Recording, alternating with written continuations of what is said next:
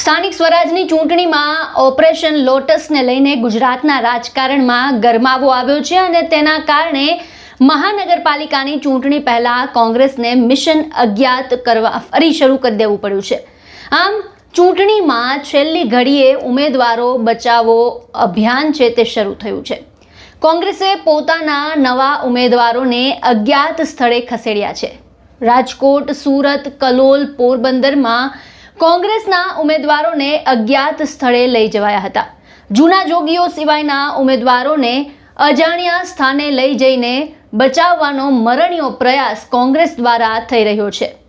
બુધવારે ઉમેદવારી ફોર્મ પરત ખેંચવાનો અંતિમ દિવસ છે।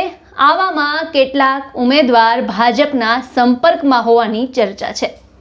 ઉમેદવાર અંતિમ સમયે ફોર્મ પરત ન ખેંચે તે માટે કોંગ્રેસે હવે એક્શન શરૂ કરી દીધું છે। વાત કરીએ ઉમેદવારોની તો રાજકોટ મહાનગરપાલિકાના 40 ઉમેદવાર, સુરત મહાનગરપાલિકાના 40 ઉમેદવાર, કલોલ નગરપાલિકાના 20 ઉમેદવાર અને સાથે પોરબંદર મહાનગરપાલિકાના 35 ઉમેદવાર તથા નવસારીના પણ 35 ઉમેદવારોના ફોન છે તે હાલ બંધ છે અને કોઈની સાથે વાતચીત પણ નથી થઈ રહી।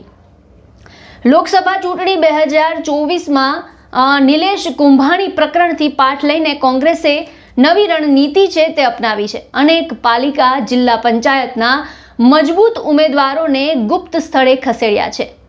કુંભાણી ફોબિયા વચ્ચે જીતની ખાતરી માટે કોંગ્રેસે મોટી કવાયત છે તે શરૂ કરી છે। સુરતમાં શહેરથી દૂર 40 ઉમેદવારોને 11 સિક્રેટ લોકેશન પર ઉમેદવારોને રાખવામાં આવ્યા છે। ઉમેદવારો માટે ખાસ સેફ હાઉસ બનાવી કિલ્લેબંધી કરવામાં આવી છે, જેમાં મોબાઈલ ફોન જમા કરાવી ઉમેદવારોનો બહારનો સંપર્ક છે તે તોડી દેવામાં આવ્યો છે। પરિવાર અને અન્ય લોકો સાથે વાતચીત પર કડક પ્રતિબંધ છે તે મુકાયો છે, તેમજ સોશિયલ મીડિયા અને ઉમેદવારોના ઘર પર પણ નજર રાખવામાં આવી રહી છે। દરેક ઉમેદવાર સાથે 2 ગુપ્ત શેડો કાર્યકરો તૈનાત કરાયા છે। આ તરફ કલોલ કોંગ્રેસ પોતાના ઉમેદવારોને બચાવવા માટે મેદાનમાં આવી ગયું છે। ઉમેદવારોને રાજકીય રીતે સુરક્ષિત રાખવા અજ્ઞાત સ્થળે લઈ જવામાં આવ્યા છે। કલોલ નગરપાલિકાના કોંગ્રેસના 20 કરતાં પણ વધુ ઉમેદવારોને અજ્ઞાત સ્થળ પર લઈ જવાયા છે। મહત્વનું છે કે કલોલ મનપાની ચૂંટણી પહેલા જ ભાજપની 4 બેઠકો છે તે બિનહરીફ થઈ ચૂકી છે।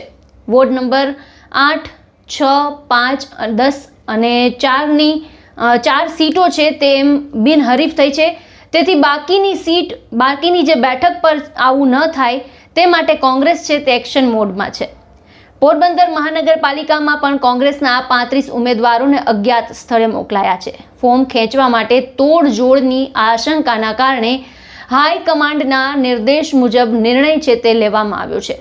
વાત કરીએ નવસારીની તો નવસારી કોંગ્રેસ દ્વારા 35 ઉમેદવારોને ભાજપથી બચાવવા અજ્ઞાત સ્થળે લઈ જવામાં આવ્યા છે। સ્થાનિક સ્વરાજની ચૂંટણીમાં નવસારી જિલ્લામાં કુલ 42 બેઠક છે તે બિનહરીફ થતાં કોંગ્રેસની ચિંતા વધી ગઈ છે। બીજી તરફ સ્થાનિક સ્વરાજની ચૂંટણીને લઈને કોંગ્રેસ પક્ષ દ્વારા રાજ્ય ચૂંટણી આયોગને રજૂઆત કરાશે। ચૂંટણી દરમિયાન ગેરરીતિના આક્ષેપ સાથે કોંગ્રેસ છે તે ચૂંટણી આયોગને લેખિતમાં રજૂઆત કરશે। કોંગ્રેસના ઉમેદવારોના ઉમેદવારી પત્ર ગેરકાયદેસર રીતે રદ કરાતા હોવાના આક્ષેપ સાથે કોંગ્રેસ છે તે રજૂઆત કરશે।